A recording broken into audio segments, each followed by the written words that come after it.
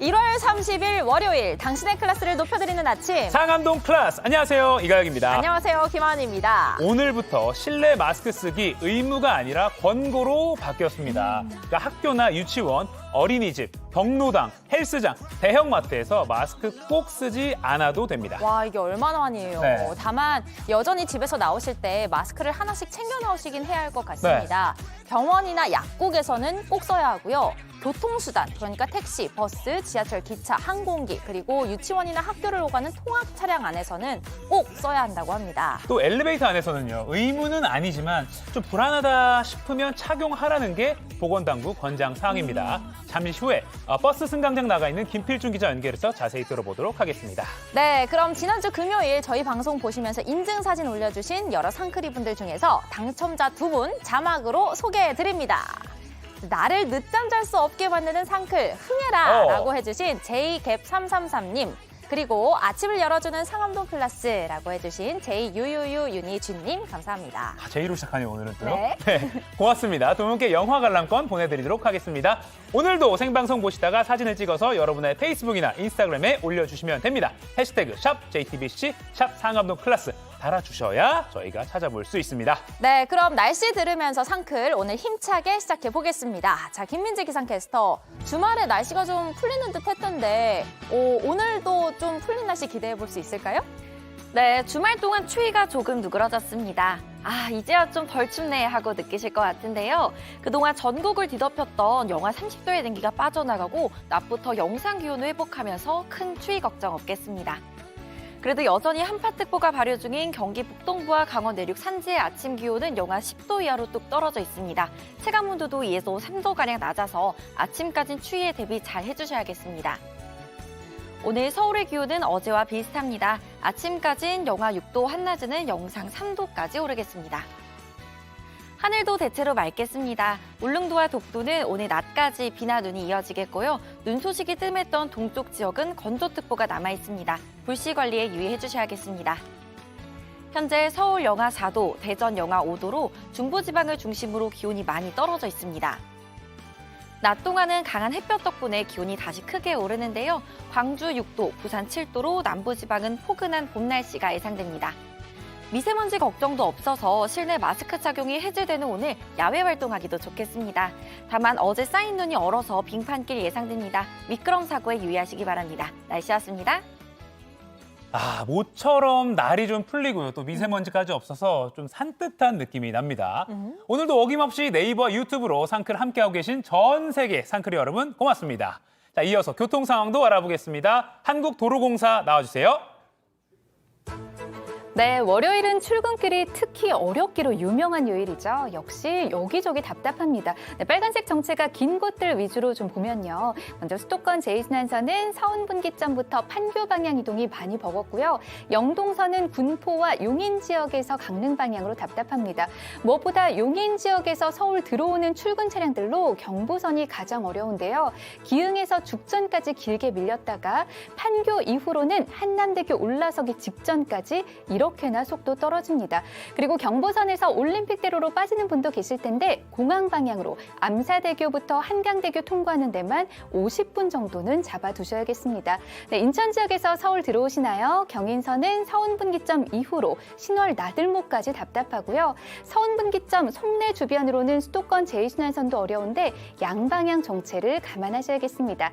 안전띠 모든 좌석에서 착용해 주시고요. 고속도로 교통방송이었습니다. 오늘 준비한 내용입니다. 노마스크 출근길 첫날 예외도 있으니 주의하셔야겠습니다. 버스를 기다리는 정류장에서는 마스크를 쓰지 않아도 됩니다. 하지만 버스를 탈 때는 이렇게 마스크를 쓰고 탑승해야 합니다. 어제 하루 파키스탄에서 각종 사고로 10명 넘게 숨졌습니다. 총기 사고가 잇따르는 미국에서 개가 쏜 총에 사람이 숨지는 사고가 났습니다. 조코비치가 호주 오픈 통산 10번째 우승을 차지했습니다. 머니클래스 공공요금 인상이 물가와 금리에 어떤 영향이 있을지 짚어보고요. 상클라이프 과추영 홍성우 원장과 우리 아이 성교육 방법 알아봅니다. 오늘부터 실내에서 마스크를 꼭 쓰지 않아도 됩니다. 2020년 10월 이후 27개월 만에 마스크 착용 의무가 해제됐습니다. 하지만 병원이나 약국 또 대중교통을 이용할 때는 꼭 써야 하는데요. 840일 만에 마스크를 벗어도 되는 오늘 아침 출근길에 저희 취재 기자가 나가 있습니다. 만나보겠습니다. 자, 김필준 기자, 지금 버스 정류장에 나가 있는 것 같은데 김 기자도 마스크를 벗고 있네요. 네, 그렇습니다. 저는 지금 여의도 버스 환승센터에 나와 있습니다. 버스 안에선 많은 승객이 마스크를 쓰고 있지만 내리는 순간부터는 벗을 수 있습니다. 하지만 그동안 쓰는 게 익숙해서인지 마스크를 쓰고 버스나 신호를 기다리시는 시민분들이 많습니다. 물론 직장에 도착하면 마스크 벗어도 됩니다. 그러니까 버스 안에서는 쓰고 내려서는 벗을 수 있고 또 직장에서도 벗을 수 있는 거죠. 실내 마스크 해제 첫날이라서 헷갈려 하시는 분들도 계실 것 같은데 직접 만나봤다고요?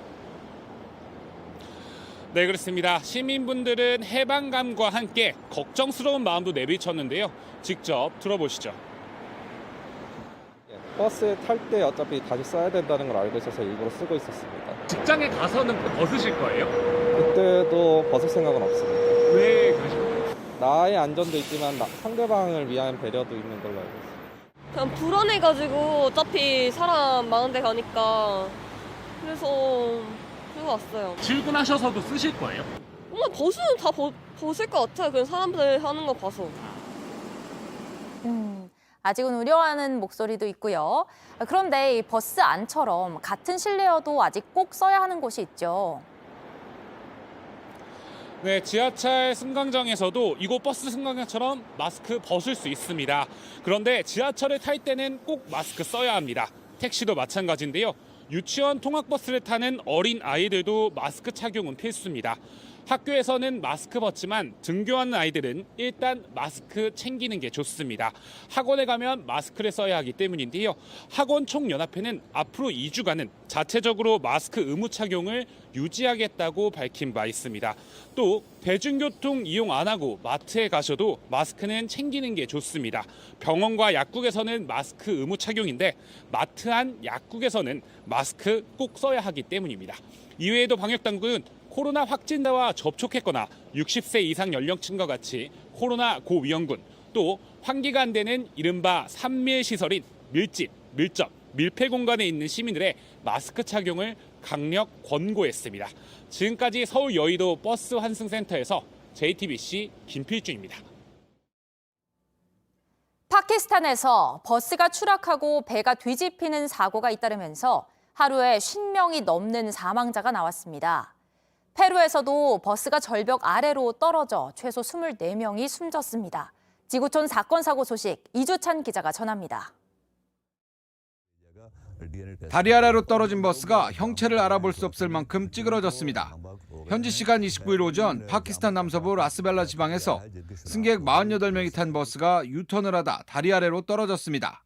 이 사고로 최소 41명이 숨지고 3명은 구조됐습니다. 나머지 승객은 아직 생사가 확인되지 않았습니다. पुल है बेला चुंगी के करीब उस पुल से नीचे गिरी है और उसमें आग लग गई है जिसकी वजह से 41 हलाकतें हुई हैं. 또 같은 날 파키스탄 북동부 탄다우스에서는 배가 뒤집히면서 최소 10명이 숨졌습니다. 사고 당시에는 30여 명의 학생과 교사가 타고 있었는데 현재도 구조 작업이 진행 중입니다. 지붕이 뜯겨진 버스 주위로 시신이 곳곳에 놓여 있습니다. 페루 북서부 피우라주에서 승객 60명을 태운 버스가 절벽 아래로 떨어지면서 최소 24명이 숨졌습니다.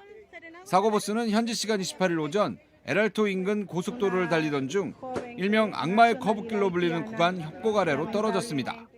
현지 언론 등은 에콰도르 국경으로 향하던 중 그 커브하다 통제력을 잃고 추락한 것으로 보인다고 전했습니다. 건물들이 힘없이 무너져 내렸습니다. 마치 폭격을 맞은 듯 도시 전체가 폐허가 됐습니다. 이란 북서부 지역에서 규모 5.9 지진이 일어났습니다. 이번 지진은 현지 시간 28일 밤 서이제르바이잔주 호이 인근에서 발생했는데 최소 3명이 숨지고 800여 명이 다쳤다고 외신과 현지 언론 등이 보도했습니다. با حضور گروه‌های امداد و نجات بررسی شد و بررسی کردن عزیزان هلال احمر و کسی به حمدالله زیر آوار نبود. 이 지역은 지난 18일에도 규모 5.8의 지진이 일어나 다수의 부상자가 발생했습니다. JTBC 이주찬입니다.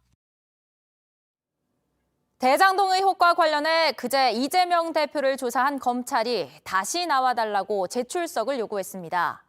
이 대표가 답변을 제대로 하지 않아서 추가 조사가 필요하다는 겁니다. 이 대표는 강하게 반발하는 가운데 조만간 구속영장도 청구될 것으로 보입니다. 연지환 기자입니다. 검찰은 이재명 대표 조사를 위해 100페이지 넘는 질문지를 준비했습니다. 위례신도시와 대장동 개발 과정에서 이 대표가 최종 결재한 사안들을 주로 물었습니다. 이 대표는 33페이지 진술서를 냈고 모든 질문에 진술서로 가름한다고만 답했습니다. 사실상 묵비권을 행사한 겁니다. 조사 시간을 놓고 줄다리기도 오갔습니다. 검찰은 조사할 게 남았다며 저녁 식사 뒤 심야 조사를 제안했습니다. 오후 9시 이후 심야 조사는 피의자 동의가 필요합니다. 이 대표 측은 추가로 소환 조사를 하지 않으면 심야 조사를 받겠다고 제안한 것으로 전해집니다. 검찰은 이를 받아들이지 않았고 결국 심야 조사 없이 끝났습니다. 이 대표 측은 검찰이 일부러 조사를 지연시키고 있다고 주장했습니다. 기소를 목표로 조작을 하고 있다는 느낌을 지울 수가 없습니다. 굳이 추가 소환을 하기 위해서 시간을 끌고 준비한 질문을 다 해놓고도 보여주기식 조사를 또 하려고 한다는 겁니다. 검찰은 정진상 전 실장과 김용 전 부원장을 통해 정치 자금을 수수했다는 의혹과 개발 수익 428억 원을 약속받았다는 의혹은 거의 조사가 이루어지지 못했다는 입장입니다. 검찰은 이 대표에게 1월 말과 2월 초 날짜 2개를 찍어 다시 나오라고 통보했습니다. 검찰 관계자는 지방 권력이 10년에 걸쳐 민간업자와 유착돼 특혜를 준 의혹이라며 최종 결재권자를 부실하게 조사할 수 없다고 밝혔습니다. 이 대표 측은 출석 여부를 두고 고심 중입니다.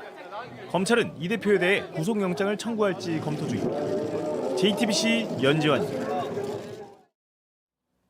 미국 동남부 멤피스에서 교통단속 중이던 경찰관들이 흑인 운전자를 구타해 숨지게 한 사건으로 미국이 들끓고 있습니다. 주말 동안 미국 전역에서 항의 시위가 이어졌습니다. 캘리포니아주에선 3명이 숨지는 총기 난사 사건도 있었습니다. 워싱턴 김필규 특파원입니다. 뉴욕 시내에 세워진 경찰차 앞유리를 한 남성이 밟아 깨뜨립니다. 시위대에 둘러싸인 경찰은 자리를 피할 뿐입니다. 뒤이어 출동한 추가 병력과 몸싸움이 벌어지고 3명이 체포됐습니다. 테네시주 멤피스에선 시위대가 행진을 하면서 인근 고속도로 통행이 일시 중단되기도 했습니다. 지난 7일 멤피스에서 흑인 청년 타이어 니콜스가 경찰의 집단 폭행을 당하고 사흘 뒤 숨진 것에 대한 항의 시위입니다. 특히 경찰관 5명의 잔혹하게 집단 폭행당하는 영상이 공개되면서 시위는 전국 주요 도시로 번졌고 흑인의 생명도 중요하다는 구호도 다시 등장했습니다. 폭행에 가담한 경찰들은 2급 살인 혐의로 기소됐고 시 경찰은 이들이 속한 특수경찰부대를 영구 해체키로 했습니다. 바이든 대통령은 영상에 분노하는 것은 당연하다면서도 평화 시위를 당부했습니다. We're a country of law and order and means by which we can peacefully protest and let the courts make their judgment. 한편 올 들어 총기 난사 사건이 잇따르고 있는 캘리포니아주에선 또 총격 사건이 발생해 3명이 숨지고 4명이 다쳤습니다. 사망자들은 새벽 시간 로스앤젤레스 베버리 힐스 외곽 지역의 차 안에서 총에 맞았는데 아직 범인은 잡히지 않았습니다. 워싱턴에서 JTBC 김필규입니다.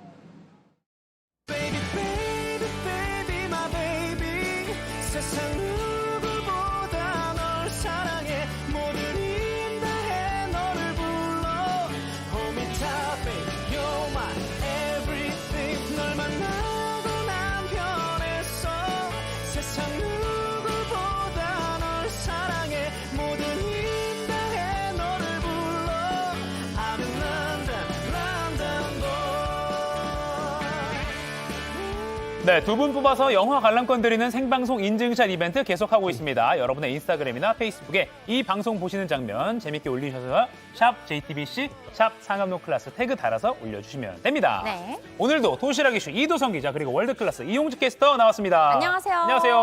안녕하세요. 하나, 둘, 셋. 저희는 상클 보여줍니다. 보여줍니다. 아, 요즘 인증샷 올려주시는 분들 중에 네. 이 상클 보이즈 이렇게 아, 네. 두 사람 같이 나오는 장면을 찍어서 올려주신 분들이 맞아요. 늘고 있어요. 오. 요거 도시락이 하기 전에 제가 이 멘트를 할 때 요걸 딱 캐치해서 잘 올려주시더라고요. 아, 지금 캡처해 주세요. 네. 캡처 타임 갑니다. 네, 상클 보이즈도 같이 태그해 주시면 감사하겠습니다. 네. 보이라고 하기에는 조금. 네, 약간 창피하네요, 스스로가. 네. 네, 그럼 우리 얼른 도시락 바로 열어볼까요? 넘어갈까요? 첫 번째 도시락으로 빠르게 넘어가 보겠습니다. 네. 하나, 둘, 셋. 빠밤. 네. 쇼핑하다 물벼락이죠. 네, 실제로 보신 상크리 분들도 있으실 거예요. 가구 업체죠. 이케아 매장에서 물이 샜습니다. 영상 먼저 보시죠. 네, 이게 이케아 광명점인데요. 천에서 막 물 막 쏟아지죠. 폭포처럼. 바닥은 이미 물바다가 됐습니다. 119 구급대원도 출동했다고 하는데요. 지금 좀 보이는 것 같아요. 아이고. 이게 지난 토요일 저녁에 벌어진 일입니다. 물이 대량으로 새면서 엘리베이터 2대가 멈췄고 모두 13명이 1시간 동안 갇힌 일도 있었다고 하는데요. 당시 이용객 인터뷰 먼저 들어보시죠. 폭포처럼 이렇게 물이 떨어지는 소리가 되게 크게 나더라고요. 좀 차단을 해놨으면 이제 저도 안 들어갔을 거 아니에요. 근데 그런 거 전혀 없이 그냥 출입을 막 시켰다는 게 저는 좀 그런 게 좀 미비하지 않았나. 이케아 측은 사고 발생 25분 만에 매장 운영을 중단했다고 설명했습니다. 방금 그 시민 인터뷰 보니까 그러니까 이케아 측 대처가 좀 부족했나 보네요. 왜냐하면 또 물이 찼는데도 영상에서도 이렇게 물이 찼는데 차량이 막 지금 그냥 다니고 있는 게 네, 보이거든요. 그렇죠. 대피 안내 조치가 부족했다라는 목소리가 있었는데요. 네. 상황을 모르고 들어오는 사람들과 또 매장을 벗어나려는 사람들이 몰리면서 주차장이 아수라장이 되기도 했다. 이런 이야기도 했는데 또 다른 이용객 인터뷰 보고 오시죠. 네. 직원분들이 바깥쪽엔 거의 안 계셨고 뭔가 제지를 하신다거나 하는 게 없어가지고 좀 살얼음이 꼈다 그래야 되나? 길도 좀 미끄럽고 갈 때도 좀 그래서 무서웠고.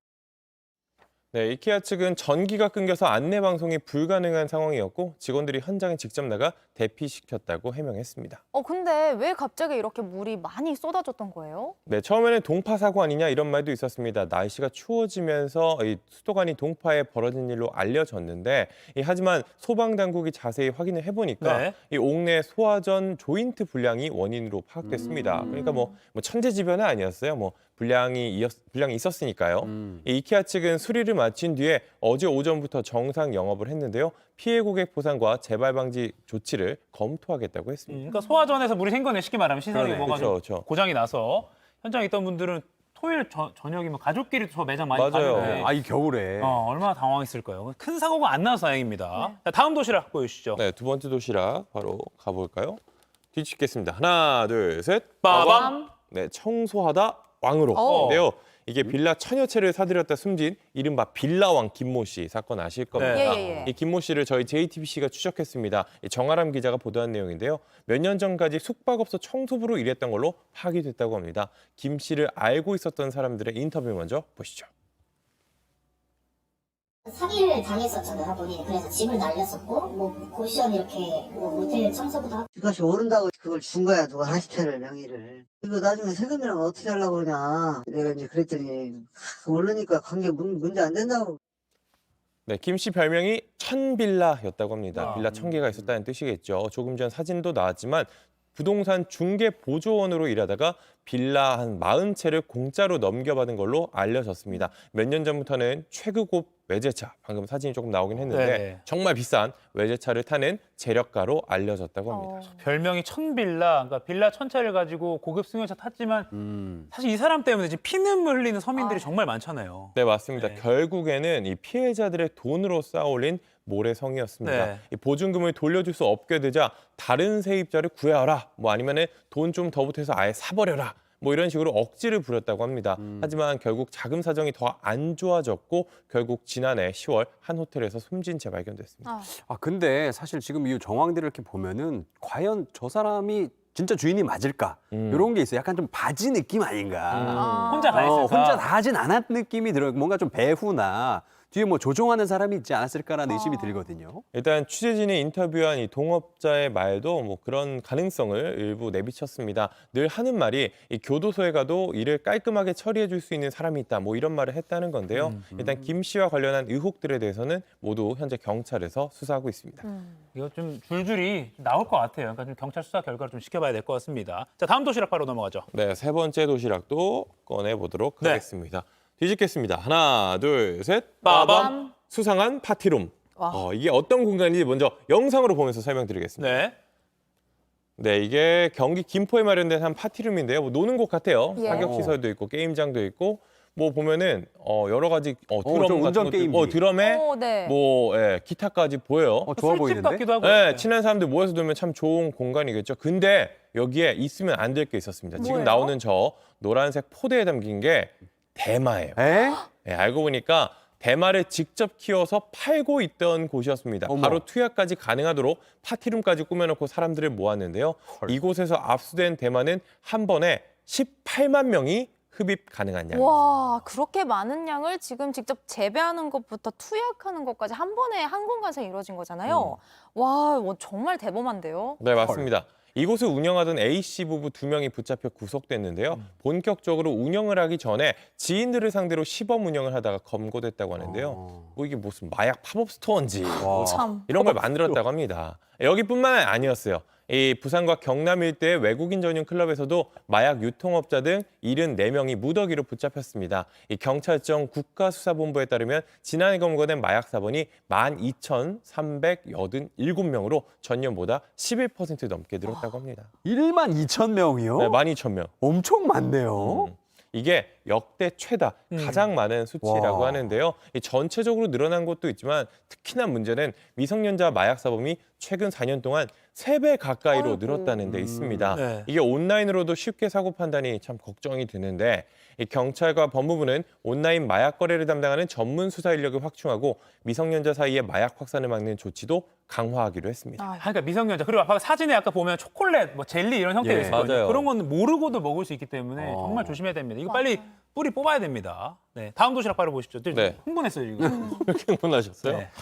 네, 바로 네 번째 도시락도 뒤집어 보겠습니다. 하나, 둘, 셋. 빠밤. 네, 최종 후보에도 못 들었다는데요. 이게 러시아로 귀화한 전 쇼트트랙 국가대표 빅토르안 관련 소식입니다. 국내 복귀를 시도했지만 결국 무산이 됐다는 소식입니다. 한국 이름 안현수 선수. 안현수, 네. 한국명 안현수죠. 성남시청 빙상팀 코치에 지원했는데 최종 후보에 들지 못했다고 합니다. 이 빅토르안 씨가 사실 우리나라 대표팀 하던 시절에는 레전드였어요. 그쵸. 네. 엄청 많은 성과를 냈고 뭐 올림픽 3관왕도 했고. 근데 러시아로 이제 귀화를 하고 중국 가서 코치를 하면서 우리나라 쇼트트랙의 이 노하우를 열심히 팔지 않았습니까? 근데 이제 다시 돌아와서 여기서 뭐 해보려고 했는데 잘 안 됐나 보네요. 네, 일단 뭐 이 빅토르안의 복귀 소식, 이 복귀 시도 소식이죠. 알려지자마자 찬반 논란이 일었습니다. 아니 뭐 이용주 캐스터가 말한 것처럼 아니 우리 기수 다 유출시켜놓고 이래도 되는 거냐? 이런 목소리도 있었거든요. 그래서 지난번 면접장을 찾았을 때 복귀 이유에 대해서 취재진들이 많이 물어봤습니다. 뭐 지금 나오는 장면인데 그때 뭐 별다른 대답 안 했어요. 뭐 나중에 기회 되면 말하겠다 뭐 이런 식으로 말을 했거든요. 네. 일단 성남시 관계자는 서류와 면접 심사를 통해서 여러 요소를 종합해 판단했다 이렇게 밝혔습니다. 아니 뭐 다른 지도자들도 있는 상황에서 부정적인 여론이 지금 뭐 들끓고 있는 빅토르안을 굳이 선발할 이유가 그렇게 네. 크지 않을 것 같아요. 맞습니다. 뭐 빅토르안을 뽑냐 안 뽑냐 이 문제가 아니라 여러 명 중에 누구를 뽑냐라는 문제였으니까요. 네. 이 빙상계 여론과 언론 보도 등을 통해 나오는 시각도 평가에 반영됐다고 하더라고요. 지난달 채용 공고가 나온 성남시청 코치직엔 모두 7명이 지원했는데요. 빅토르안과 함께 중국 대표팀을 이끌었던 김선태 전 감독도 최종 후보에는 들지 못한 것으로 전해졌습니다. 이 최종 선발 결과는 내일 발표 예정입니다. 네, 오늘도 도시락 보기 잘 들었습니다. 바로 네. 월드 클래스로 넘어가 볼까요? 굿모닝 대한민국. 지난 주말 너무 추웠습니다. 그죠? 진짜 네. 추웠어요. 역대급 북극발 한파라고 하더라고요. 그런데 그 한파가 아열대 기후인 대만까지 덮쳤습니다. 상당히 큰 인명피해로도 이어졌는데요. 먼저 중국시보의 보도 보시겠습니다. 네. 대만에서 올해 겨울 닥친 최강 한파로 이틀간 146명이 숨졌다는 아이고. 내용인데요. 대만 언론은 사망자 대부분이 고령자들로 저온으로 인해 심혈관에 이상이 생긴 걸로 보인다고 분석했습니다. 만성 기저질환이나 심혈관 질환이 있는 노인들은 바람이 차고 일교차가 급격히 벌어지면 이 변을 당할 수 있다는 건데요. 일부 지역에서는 이 아이들도 이 죽음을 피하지 못했습니다. 아유, 안타깝네요. 근데 대만이 사실 겨울철 우리나라 관광객도 많이 가는 이유가 아열대 기후라서 한 영상 10도 정도가 넘잖아요. 예, 겨울철에도. 근데 드물게 저렇게 인명사고가 난 게 이게 그때도 영상권이라는 얘기가 있어요. 맞아요. 그 당시 이제 아침 최저 기온이 영상권이었는데 그때가 영상 6도 정도예요. 그런데도 사망자가 146명이나 나온 거죠. 우리가 보기에는 아니 이게 어떻게 가능한가? 기온이 영상인데 어떻게 사망사고까지 가지? 의아할 수 있습니다. 근데 이유가 있더라고요. 대만은 방이나 거실 바닥이 보통 이 타일이나 대리석으로 되어 있는데요. 온돌과 같은 이 난방 시설이 되어 있지 않아서 추위에 굉장히 취약하다고 하더라고요. 또 겨울철 습도가 높아서 실제 체감 온도는 더욱 더 낮다고 합니다. 다만 소방당국은 사망자의 급증이 한파 때문이라고 단언할 수는 없다며 말을 좀 아꼈습니다. 이 지난달 중순이었네요. 첫 한파 때도 뭐 99명 뭐 이렇게 숨졌다는 보도도 본 것 같은데 좀 맞아요. 심각하네요. 예, 그런데 이렇게 한파로 인해서 대규모 인명 피해가 발생한 게 대만뿐만이 아니더라고요. 로이터 통신 잠시 보시겠습니다. More than 160 Afghans die in bitterly cold weather. 그러니까 아프가니스탄에서도 혹한의 보름 동안 160명이 넘게 사망했다는 외신 보도도 있었거든요. 기후 위기가 전 세계적으로 좀 심각해지고 있는데 더욱 적극적으로 대비하는 게 좋을 것 같습니다. 네. 자, 다음 소식 넘어가 볼까요? 정말 황당한 일인데요. 미국에서 또 총기 사고가 발생했습니다. 근데 이번에는 여러분 놀라지 마십시오. 개가 쏜 총에 사람이 죽었습니다. 네? 개요. 그것도 자신이 기르던 반려견이 쏜 총에 주인이 맞은 건데요. 이게 어떻게 된 일인지. 걔가 주인한테 총을 쏜다는 것 자체가 가능한 일이 아니지 않나요? 그렇죠. 그래서 이게 굉장히 큰 뉴스입니다. 먼저 워싱턴 포스트 보도 보시겠습니다. Dog steps on trigger of a rifle, shoots man dead. 그러니까 개가 총에 방아쇠를 밟아서 사람을 죽였다는 제목의 기사예요. 이게 어떻게 된 일이냐면요. 반려견을 차의 뒷좌석에 태우고 개의 주인은 조수석에 타 있었다고 합니다. 친구와 함께 사냥 여행을 가는 중이었는데 반려견이 뒷좌석에 놓여있던 장전된 이 소총을 밟는 바람에 발사된 총알이 조수석에 있던 주인을 맞춘 겁니다. 정말 안타깝게도 구급요원이 출동해서 응급처치를 했지만 그 자리에서 숨졌다고 합니다. 아이고. 지금 화면 이제 보시겠습니다. 생전에 행복했던 그 모습인데요. 그의 나이는 불과 30이었습니다. 또 지금 자신이 아끼는 이 반려견을 안고 있는 모습을 보세요. 너무 안타깝습니다. 미국 소방구조대는 장전된 무기를 차 안에 두지 말아야 한다면서 만약 차 안에 총을 두려면 총알을 빼거나 안전장치를 걸어둬야 된다고 신신당부를 했습니다. 그 부분이에요. 그러니까 소방당국 말한 대로 장전을 안 해놨어야 되는데 차 안에서는 어떤 네. 위험이 있을지 모르니까요. 근데 또 미국에서 예전에도 반려견에 의한 총기 사고가 있었다고 해요. 그러니까 사망 사고는 아니었는데 반려견을 안으려고 이렇게 쭈그려서 안았는데 그 사람이 허리에 총을 차고 있었던 거예요. 그래서 그 반려견이 발로 방아쇠를 당겨서 사람이 다치는 일이 있었어요. 와, 이게 진짜 무슨 일입니까? 네. 여러분, 총은 진짜 언제든 사고로 이어질 수 있으니까 미국 분들 제발 좀 조심 좀 부탁드리겠습니다. 네. 자, 계속해서 인터넷과 소셜미디어 화제가 된 소식 전해드리겠습니다. 자, 여러분 요즘에 인기인 직장인 브이로그 여러분 많이 보시나요? 남의 밥벌이도 볼 수 있고 일터도 볼 수 있고 이거 엿보는 재미가 쏠쏠한데 제가 알기로는 우리 이도성 기자 이런 거 관심 되게 많죠. 기회만 엿보고 있습니다. 언제 할지. 좋습니다. 자, 요즘 이 화제를 모은 찐 직장인 브이로그 한 편이 있는데요. 바로 보시죠. 네. 자, 지금 여기 구글입니다. 커피 한 잔 들고 들어가면 이게 멋진 인테리어. 와, 이거 뭐 설치 미술인가? 괜히 꿈의 직장이라고 부르는 게 아닌 것 같아요. 이 여성은 구글에서 근무하는 모습을 브이로그에 담아서 유명을 해줬는데요. 이젠 다른 콘텐츠를 해야 될 것 같습니다. 왜요? 뛰고 나니까 회사 나가는 거예요? 돈 좀 버nor었나? 아니고요. 해고됐기 때문입니다. 여느 때처럼 출근해서 일하는 모습을 촬영하라고 했는데 갑자기 상사에게서 전화를 달라는 메시지가 왔다고 그러고요. 갑자기 너무 슬픈 예감이 들어요. 네, 슬픈 예감은 틀리지 않죠. 정리 해고됐다는 통보를 받은 건데요. 그 즉시 여성의 이메일과 사내 시스템이 차단됐고요. 같은 과정으로 해고당한 동료들의 문자 메시지도 쏟아졌습니다. 구글뿐만 아니라 다른 뭐 미국 빅테크 기업들도 잇따라 구조조정을 좀 하고 있는 상황인데 저 아까 눈물 흘리는 거 보니까 좀 안타깝긴 하네요. 너무 안타까워요. 예, 이 여성도 하루를 꼬박 우는데 썼다고 밝혔습니다. 하지만 이 과정에서 브이로그를 담아낸 여성 이후 구직 사이트에 들어가 정보도 나누고 놀이공원 이것도 가서 콘텐츠로. 예, 마음을 다스렸다고 후일담을 전했습니다. 굉장히 영하죠. 굉장히 MZ스러운데요. 구글의 칼바람 사실 여기서 끝날 것 같지는 않아요. 이번에 1만 2천 명을 잘랐는데 이게 전체 직원의 6% 정도였거든요. 네. 당초 20%의 감원 필요성을 언급했던 만큼 추가로 구조조정할 수 있다는 전망이 나오고 있습니다. 자, 다음 소식 넘어가 볼까요? 네. 자, 이번에 일본으로 가보겠습니다. 지하철역 선로에 지금 웬 여성이 내려가서 걸어다니고 있는 모습이에요. 지금 뭐 무슨 영화 촬영하는 건가 싶었는데 주변에서는 지금 나오라고 위험하다고 지금 난리가 난 모습이고요. 뭐 안 들려요? 왜 근데 그냥 가는 거예요? 네, 나는 안 들린다. 지금 안 들린다. 랄랄랄랄. 지금 뭐 애써 무시하면서 꿋꿋이 버티는 것 같죠? 저러다 진짜 열차라도 들어오면 어쩌려고 저러는 건지 어떡해? 정말 너무 무모한 행동인데요. 결국 경찰이 출동해서 여성을 붙잡았습니다. 더 큰일 나기 전에 일단 잡아서 다행인데 대체 왜 저런 거예요? 그러게요. 네, 경찰 조사 과정에서 여성 이야기를 들어보니까 내가 영무원에게 길을 물었는데 태도가 좋지 않았다. 그래서 기분이 나빠서 내가 이렇게 선로를 좀 걸었다. 뭐 이렇게 뻔뻔하게 진술을 했습니다. 지금 분풀이를 저런 식으로 했다는 거예요? 네, 뭐 참 당황스러운데 살다 보면 때때로 이렇게 자신의 목적을 이루기 위해서 수단과 방법을 가리지 않는 사람들을 만날 때가 있습니다. 이 여성의 화풀이로 JR 야마토네 선과 사이쿄선 열차가 약 8분 정도 지연되면서 지하철역을 이용하는 시민들이 큰 불편을 겪어야만 했습니다. 아이고. 이런 일 없어야겠죠. 지금까지 월드클래스였습니다.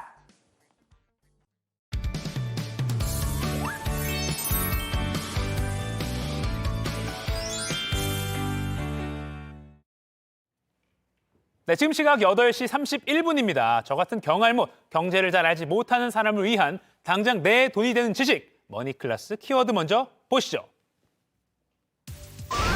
공공요금 인상 폭탄 터진다. 최근 난방비 고지서 받고 뒷목 잡으신 분들 많으시죠? 한 달 새 두세 배가 뛴 요금에 펑펑 썼으면 억울하지는 않을 텐데 라는 생각이 드실 겁니다. 이뿐만이 아닙니다. 지하철 버스 요금에 이어서 또 상하수도 요금, 쓰레기 종량제 봉투 가격까지 다른 공공요금도 줄줄이 인상이 예고돼 있어서요. 서민들의 물가 부담은 더 커질 것으로 보이는데요.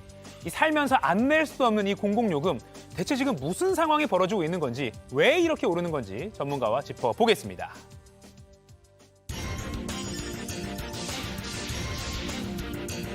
경제의 빅픽처를 그려주시는 분이죠. 김광석 한양대 겸임교수와 이야기 나눠보겠습니다. 안녕하세요. 네, 안녕하세요. 요즘 걱정하시는 분들도 많고요. 지난해 12월분을 이제 최근에 받았기 때문에 가스비 난방비 폭탄 현실이 됐습니다. 오른다고 예고가 돼 있는데도 불구하고 그래서 아낀다고 했는데 이렇게 많이 덜컥 받아버리니까 너무 억울한데 왜 이런 거예요? 네, 일단 전기요금이 얼마나 올랐냐. 메가줄이라는 단위를 쓰는데 메가줄당 약 12원, 14원 요 정도에서 약 1년 동안 20원가량으로 올랐습니다.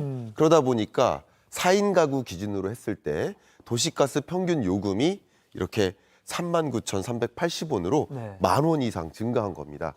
이렇게 도시가스 요금이 증가한 이유는 도시가스를 생산해서 서비스하기 위해서 필요한 연료죠. LNG 수입 가격이 폭등해서라고 볼 수 있겠습니다. LNG 수입 가격도 역시 40%가량 상승했으니까 그것이 소위 반영되면서 보시는 것처럼 21년 12월 기준 893톤당 원이고요. 22년 12월 1년 동안 40% 정도 상승했으니까 이게 반영되는 과정에서 도시가스 요금도 올랐다 이렇게 생각하면 좋겠습니다.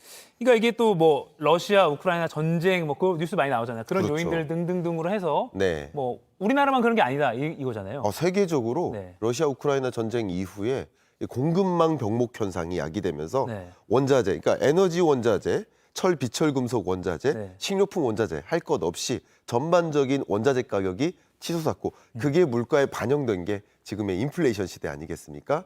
그런 과정에서 LNG 수입 가격도 올랐고 그게 반영된 도시가스 요금도 올랐다 이렇게 생각하면 되겠죠. 근데 이제 그 전쟁 때문에 가격이 올랐는데 또 최근에는 천연가스 가격이 조금 떨어졌다고 하더라고요. 그래프가 준비되어 있는데요.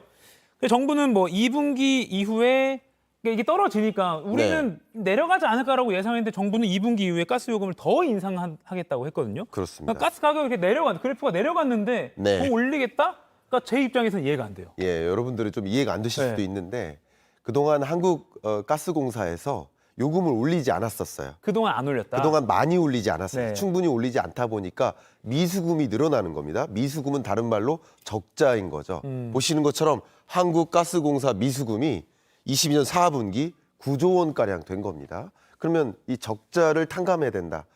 이 지금의 경제정책 방향 중에 하나가 현 정부의 정책 방향이 이 공사, 한국전력공사나 가스공사 포함해서 이런 공공기업들에 대한 경영 정상화, 효율화 이걸 계속 주장하고 있지 않습니까? 그런 과정에서 이 미수금을 해소해야 되는 적자 문제를 해소해야 되는 그럼 적자를 해소하기 위한 방안이 뭐가 있겠습니까? 가격을 끌어올리는 거죠. 그렇죠. 그런 것들이 여러분 입장에서 굉장한 부담으로 작용하고 있는 것이 아닌가 생각이 됩니다. 저 9조 원의 미수금을 갚아야 되니까 네. 그렇군요. 근데 이때 머니클래스 들어오면서 첫 방송 때부터 항상 정말 많이 얘기한 게 금리예요. 네. 금리는 물가를 잡기 위해서 금리를 높였다라고 했는데 이런 식으로 맞아요. 공공요금 가격이 올라가면 결국에는 물가 잡는 게 어려워지는 거 아닙니까? 맞아요. 이게 세계적으로 물가 정점 찍었다라는 표현은 많이 하셨잖아요. 네. 그러니까 물가가 정점을 찍고 안정화되는 흐름이니까 당장 이번 주에도 FOMC 회의가 있습니다. 네. 그러니까 미국은 금리 인상 속도를 조절해 나갈 것으로 보고 있고 지금 기대로는 23년 4월 정도면 미국의 기준금리 정점에 이르고 그 이후에는 동결로 갈 것으로 보고 있는 거예요. 그 이유는 말 그대로 이 물가가 어느 정도 잡혀가고 있으니까 지금의 높은 금리로 충분히 잡기에 충분하다라는 것이고 글로벌리 이런 현상들이 비슷하게 이루어집니다. 그런데 만약에 우리나라만 공공요금이 이렇게 치솟고 그런 과정에서 물가가 더 올라요. 그러면 그 높은 물가에 대응하기 위해서 추가적인 금리 인상이 필요하겠죠. 그러면 금리가 계속 올라가면 어떻게 될까요? 기업들은 투자하기가 어려워져요. 그렇죠. 돈을 많이 안 쓰고. 금리가 올라가면 도저히 돈 빌려서 신규 사업하기가 어려워요. 보시는 것처럼 공공요금이 다 오르고 있는데 앞에 말씀드렸던 에너지 가격뿐만 아니라 전기요금뿐만 아니라 보시는 것처럼 공공요금에 해당되는 교통요금도 이제 오르는 거예요. 대략 지하철 버스 요금이 300원에서 400원가량 서울시를 중심으로 먼저 오르고 전 지방에 걸쳐서 같이 상승하는 흐름이 있을 것이고요.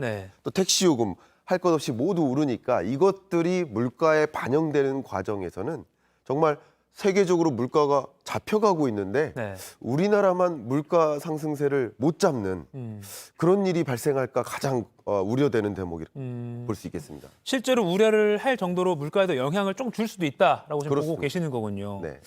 아까 미국 얘기를 잠깐 하셨는데 올 봄에는 뭐 아까 4월이라고 하셨죠. 기준금리 인상을 내려가는 게 아니라 인상을 멈출 수도 있다라고 지금 전망이 많이 나오고 있습니다.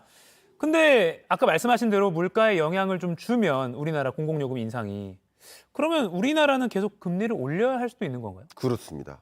결국 물가 잡기 위해서 금리 인상한 거 아니겠습니까? 그러니까 물가가 안정화되니까 금리 인상 속도를 더디게 만들거나 추가적인 금리 인상을 안 하는 거라고 볼 수 있겠죠. 그런데 만약에 우리나라만 물가가 안 잡히는 상황이 계속 연출된다.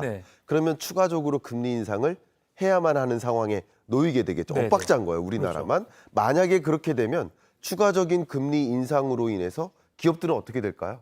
추가적인 투자를 할 수가 없는 거죠. 보시는 것처럼 물가는 계속 치솟고 그럼 물가 잡기 위해서 금리 인상하고 그러면 투자가 위축되는 거예요. 경기 침체가 야기되는 거죠. 또 공공요금이 오르고 물가가 오르면 우리들의 실질 소득이 줄어요. 그럼 실질 소득이 주니까 소비할 여력이 축소되는 거죠. 그러다 보면 또 역시 기업들 입장에서 이거 신사업 투자 못하겠다. 생산 설비 용량 늘리지 못하겠다. 그런 것들이 맞물리는 것이 경기 악화, 경기 침체 아니겠습니까? 결국 공공요금을 올리는 이런 액션이 지금과 같을 때 지금처럼 물가가 너무 높은 이 시점에 오히려 경기 침체를 만드는 그런 악순환을 만드는 그런 요인이 되지 않을까 걱정이 되는 상황. 이 악순환 보니까 제 목이 다 메는데요. 죄송합니다. 저도 목이 메. 근데 이제 제가 또 걱정되는 게 아까 지난해 12월분을 이제 받은 거고요. 그렇습니다. 올해 정말 이번 1월 추웠잖아요. 설 연휴 때도 막 안 뗄 수도 없고 난방을. 맞아요. 그럼 이제 그 다음 달에 또 1월분을 받는단 말이에요. 그러니까 앞으로 상황이 계속 좋아질 것 같지 않거든요. 폭탄 고지서가 계속 이어질 텐데 이럴 때 정부 그리고 우리 가게 어떻게 좀 대비를 해야 됩니까? 일단 한 가지는요. 정부 입장에서 가뜩이나 물가가 숙제인데 이 물가 잡기 위해서 세계 모든 국가들이 총력을 다하고 있는데 하필 왜 이 시점에 공공기관의 정상화를 집중적으로 논의할까? 그 부분은 아쉽다는 분들 아쉽다고 생각합니다. 그래서 공공기관의 정상화, 효율화 필요한 우리의 대응이에요. 그러나 이런 시점은 좀 피해가고 물가가 조금 안정화될 때 적극적으로 추진해도 되지 않을까 하는 생각을 저는 한 가지 하고 있고요. 두 번째는 이럴 때일수록 서민들이 힘듭니다. 저소득층이 힘들어요. 고소득층의 경우에는 전체 소득액에서 에너지에 지출하는 그 비중이 2%가 안 돼요. 그런데 하위 20%, 이런 1분위 저소득층의 경우에는 11%가 넘게 전체 소득에서 연료비로 쓰는 거예요, 쉽게 말하면. 네. 그러니까 그 같은 연료비 상승이 부담이 달리 느껴지겠죠. 네. 그렇기 때문에 취약계층, 저소득층을 위한 에너지 바우처라든가 이런 사업들을 더 확장적으로 늘려야 될 것이고요. 가게 여러분들이라고 하신다면 이 방송을 보고 계신 분들이 주민센터라든가 구청이라든가 이런 데를 좀 찾아가셔서 네네. 내가 에너지 바우처라든가 어떤 혜택을 이용할 수 있을까라는 것을 좀 확인하셔서 네. 이런 한파와 에너지 가격 상승이라는 두 가지 이 공격을 좀 방어할 수 있게 대응책을 좀 찾아보셔야 되지 않을까 의견을 드리고 싶어요. 지금 방금 그 말씀이 되게 중요한 게 제가 지금 뉴스 들어오기 전에 아침 보도를 보니까 난방비 지원을 몰라서 안 받은 인원이 뭐 수만 명이다라는 보도가 있더라고요. 맞습니다. 주민들이 찾아가기 전에 좀 뭐 정부나 또 지자체에서 먼저 좀 더 선제적으로 좀 맞습니다. 많이 적극적으로 알려줬으면 좋겠다 이런 좀 아쉬움도 있습니다. 실제 에너지 바우처 사업을 더 확대하고도 있는데요. 네네. 현재 지자체를 통해서 이게 공급이 되는 거거든요. 근데 지급률이 10% 정도는 그냥 소위 말하는 지급을 받지 못한 혹은 연락 자체가 두절되는 네. 이런 계층들도 분명히 있습니다. 그래서 여러분들이 활용하실 이런 정책 지원들은 적극적으로 활용하셔야 네. 좀 이런 한파를 잘 이겨내실 수 있지 않을까 생각합니다. 알겠습니다. 지금까지 김광석 한양대 교맹교수와 이야기 나눠봤습니다. 고맙습니다. 감사합니다.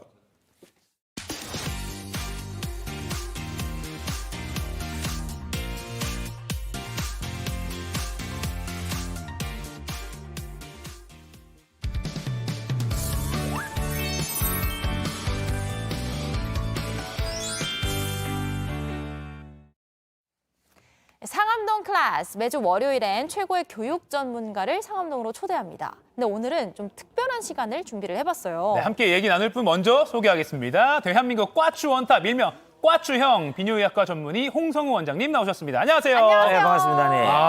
원래 건강 코너였는데. 네. 오늘 교육 전문가 모시는 날이잖아요. 교육인가요 또? 네. 그렇죠. 굉장히 궁금해하시는 분들 많을 것 같은데 오늘 주제 보시면 바로 이해하실 수 있습니다. 네. 주제 띄워주세요. 그 마무리로 일단 우리 젊은 친구들, 젊은 청소년들에게 성이란 아직 책임지지 못할 본능? 알아가야 될 게 많다는. 의무교육. 그게 무슨 뜻이에요? 왜 의무교육이야? 꼭 필요한 그런 분야잖아요. 뭐 저희가 국어, 영어, 수학을 배우는 것처럼. 쉬쉬하지 말고 시원하게 집에서 시작하는 성교육. 우리 비뇨의학과 전문의 꽈추형이라고 유명하지만 또 학생들을 대상으로 아까 보신 것처럼 성교육을 하는 그런 영상도 온라인에서 많이 인기입니다. 네. 뭐 일일 보건교사로 이렇게 여러 군데 뭐 대학교도 찾아가시고 하는 거 저도 봤는데요. 일단 성교육에는 원장님 어떻게 관심을 좀 갖게 되셨어요? 뭐 성교육이라면 좀 너무 거창한데 일단 지식이 너무 없는 것 같아요. 근데 그걸 제가 메일이라든가 다른 이렇게 좀 DM으로 받아봤을 때 네. 도저히 이해할 수 없는 질문이 너무 많은 거예요, 이게. 이걸 모르나? 왜 이걸 모르지 싶은 게 너무 많아가지고, 이게 정말로 이렇게 올바르게 크라는 의미보다는 아니, 사실은 알고 가자, 팩트는 알고 가자, 그런 식으로 제가 조금 걱정을 한 게 약간 이렇게 방송이 되지 않나 생각됩니다. 요즘 아이들 보면 뭐 참 빠르다 이런 말도 하는데 이렇게 또 성교육 얘기하면 이렇게 좀 당황해서 화가 것처럼 기침을 하는 사람들 있고요. 네, 너무 당황하시네요, 약간. 약간 쉬쉬하는 그런 분위기도 있어요. 근데 이제 좀 달라져야 되거든요. 네네네. 우리 하은이 물 한 잔 제가 좀 특별히 드리고요. 야, 괜찮습니다. 예. 성교육 못 받으셨나 보네요. 약간. 자, 물 한 잔. 사실 저도 뭔가 이렇게 이런 이야기를 하는 게 좀 민망하다는 생각이 사실 문득 들었어요. 맞아요. 근데 부끄럽지만 실제로 하시는 입장에서 그러니까 네. 예전에도 받아보셨어요, 성교육을 어리실 때? 근데 그게 기억이 안 날 정도면 거의 받아본 게 없는 수준이에요. 없는 수준인가? 네. 그럼 과거와 지금 이제 실제 하시는 입장에서 뭐가 좀 많이 달라졌다고 보세요? 근데 학교에서 받는 성교육 들어보면 비슷한 것 같아요, 보면. 애들의 수준은 이만큼 알고 있는데 아하. 학교에서는 이만큼 알려주고 있는 거예요. 재미가 없는 거죠. 다 아는 건데. 그러니까 다른 뭐 관심도 없고 학교 수업은 그냥 시간대의 의용. 대부분 그렇더라고요, 보니까. 또 가족들 사이에서 좀 뭔가 부끄럽기도 하고 쉽지 않아서 좀 부모 입장에서는 학교에서 하는 걸로 충분하겠지라고 하는데 그 외에 부모님과 자녀가 이렇게 뭐 식탁에서 만나서 뭐 하고 성교육을 따로 하는 게 필요하다고 보세요? 아니면 학교에서 하는 걸로 충분하다고 보세요? 아니요, 지금은 학교에서 하는 부분이 거의 뭐 한 20%도 안 되는 것 같아요. 근데 그 나름 20%도 제대로 되는 게 아니고 그냥 큰 난자 하나 보여주고 정자 하나 그냥 박치게 해가지고 약간 이런 영상이 있지 않습니까? 화질도 거의 한 80년대 수준. 거의 옛날 다큐멘터리 같은. 저 때도 봤거든요, 이렇게. 저도요. 지금도 그런 걸 보고 있다 하더라고요. 그래서 너무 약간 옛날이고, 물론 최신식으로 하는 데도 있지만 너무 그런 게 있기 때문에 약간 가정에서도 약간 좀 그런 게 필요하지 않겠나 생각이 듭니다. 근데 뭔가 정말 이렇게 툭 가볍게 편안하게 꺼내기가 되게 어려운 문제잖아요. 네. 근데 우리 집에서 어떻게 이런 분위기를 만들어야 하는지 또 아이를 키우면서 마주하게 되는 여러 가지 당황스러운 상황에서 네. 어떻게 대처를 해야 하는지 이제부터 홍 원장님과 함께 시원하게 풀어보도록 하겠습니다. 저희 첫 번째 키워드부터 만나볼까요?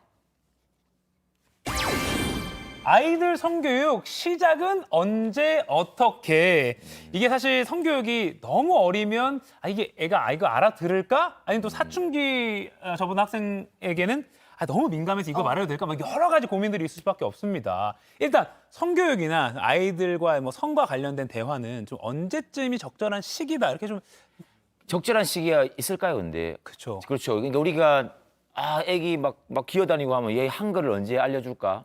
야, 얘가 숫자를 좀 아니까 뭐 구구단 알려줄까? 고민하는데 그게 정해져 있지 않잖아요, 보면. 네. 너무 빨리 하면 이게 독이 된단 말이에요.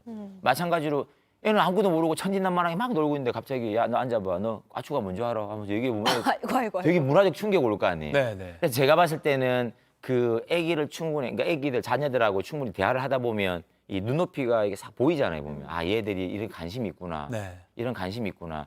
유튜브를 뭘 보구나. TV는 어떤 걸 보고 재밌어 하구나. 보고 얘가 약간 이성을 알만 하겠구나 싶은 게 한 12, 13살 정도 되면 알 거란 말이에요. 그때 되면 이제 서서히 얘기를 꺼내보는 게 좋다고 생각합니다.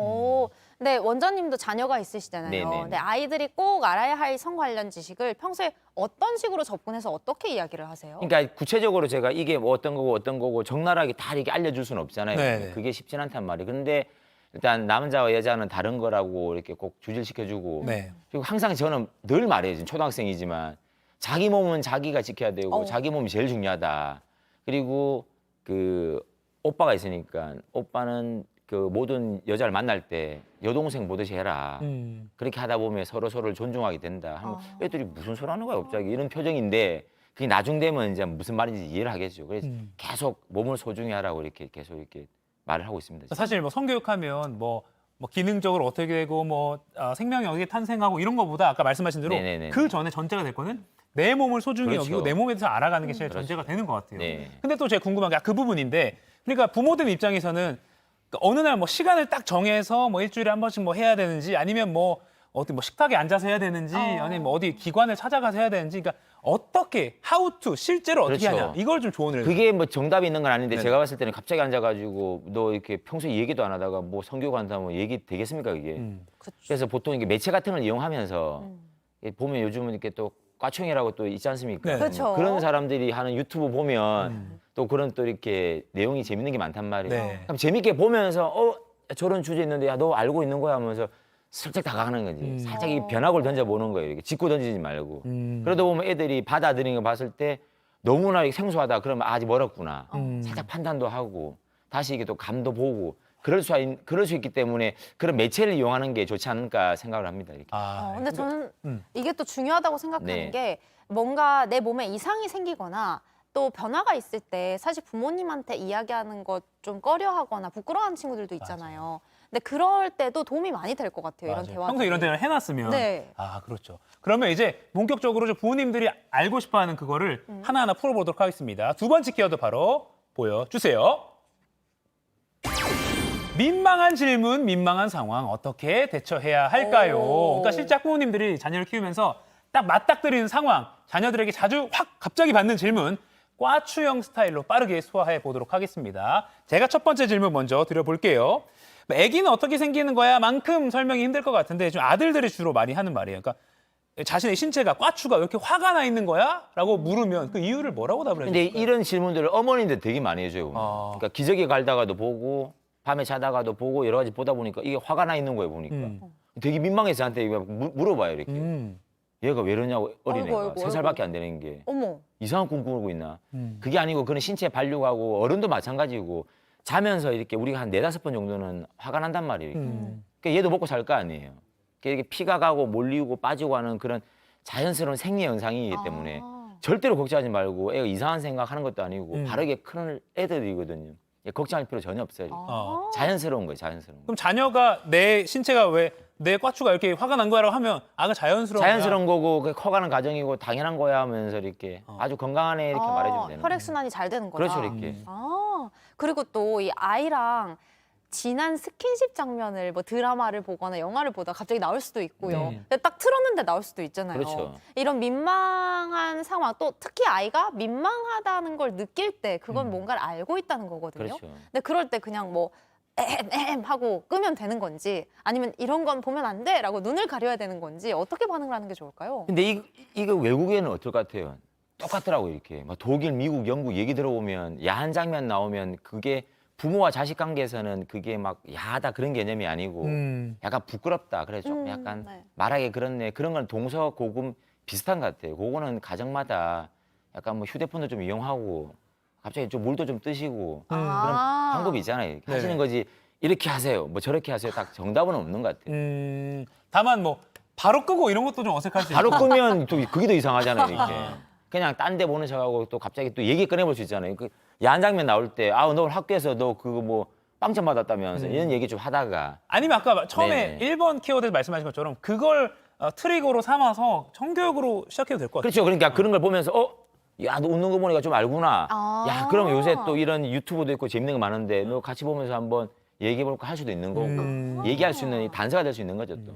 또 비슷한 내용인데 이건 이제 다른 상황이 아이들이 스스로 이제 음란물을 뭐 스마트폰 같은 걸로 우연히 접하다 보면 이렇게 습관이 될 수 있거든요. 네네. 이 아이들이 뭐 스마트폰으로 음란물을 보는 거를 발견했을 때 부모는 좀 어떻게 좀. 근데 보지 마 이러면 우리 반항심이면 어떻게 할 것 같아요? 더 보고 볼 것 같아요. 싶죠. 그러니까 봐 하면서 야, 잘 보내 할 수도 없잖아요. 네네.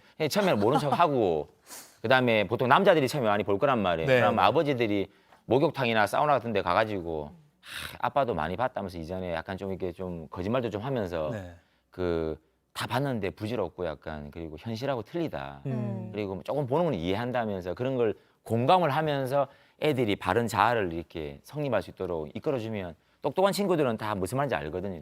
그건 현실하고 다른 거야라는 계속 주지시켜 주는 게 그러니까 중요할 것 같아요. 영상 속 그 모습이 현실과는 다르다는 거를. 절대로 저런 일 안 일어나면 애들이 처음에는 이게 이상과 현실을 구분 잘 못한단 말이에요. 그리고 요즘 아이들 참 빠르다 하잖아요. 네. 그러니까 이성 친구가 보통 생기면 부모 입장에서는 뭔가를 얘기해줘야 될 것 같아요. 특히나 요즘에는 피임용품 같은 거 네. 가방에서 발견했다는 부모님들도 계시더라고요. 네. 그럴 때는 이렇게 뭐 어디서부터 어떻게 어디까지 알려줘야 될까요? 피임용품을 버릴 수도 없는 거 빼서 너 이거 어디서 샀어 할 수도 아니 어차피 청소년들이 콘돔 살 수 있단 말이에요. 네네. 피임 살 수 있잖아요. 네네. 그러니까 그런 경우 되기 전에 아까 제가 말씀드린 것처럼 그 남자 같은 경우는 너 여자친구 같은 경우도 그 여동생처럼 대해주고 소중하게 다뤄줘야 돼 이렇게 하면 어떤 말인지 자기들이 알 거 아니에요. 네. 그리고 여자 같은 경우는 어릴 때는 이 거절을 잘 못해 또 보면. 그러니까 남자친구나 아니면 같은 동급생들 중에 좀 이렇게 힘 있어 보이는 남자들이 어떤 요구를 하게 되면 네. 거절 못한단 말이에요.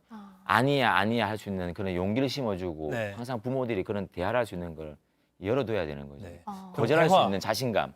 그럼 네. 피임법은 알려주는 게 나아요. 피임법은 알려주는 게 맞죠 당연히. 그리고 웬만큼 피임법 정도는 기본적으로 알고는 있더라고요. 그건 학교에서는 기본적으로 알고 예, 그 있고요. 정도는 알고는 있는 거죠. 알겠습니다. 시간이 그렇게 빨리 지나가서요. 제가 이럴 줄 알고 또 본방송 끝나자마자 유튜브로 상암동 클래스 2교시 홍성호 원장님과 조금 더 이야기 나눠보겠습니다. 과추형 홍성호 원장님 잠깐만 더 기다려주세요. 네, 고맙습니다. 알겠습니다. 고맙습니다.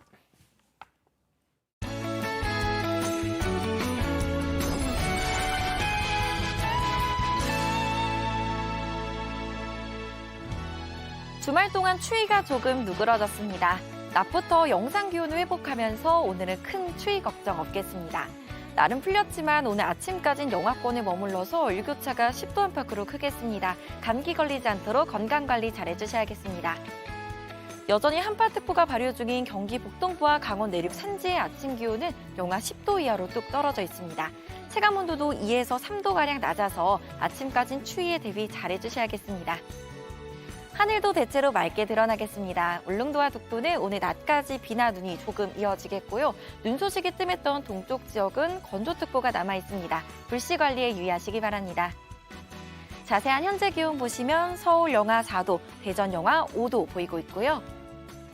낮 동안은 햇볕이 내리쬐면서 야외 활동하기 좋겠습니다. 낮 기온 광주 6도, 부산 7도로 남부지방을 중심으로는 포근한 봄 날씨가 예상됩니다. 이번 주는 한낮에 영상 기온 보이면서 강추위는 없겠습니다. 모레인 수요일은 아침 기온도 반짝 오르겠고요. 내일 오후부터 모레 새벽 사이 중부지방에 비나 눈이 내리겠습니다. 날씨였습니다.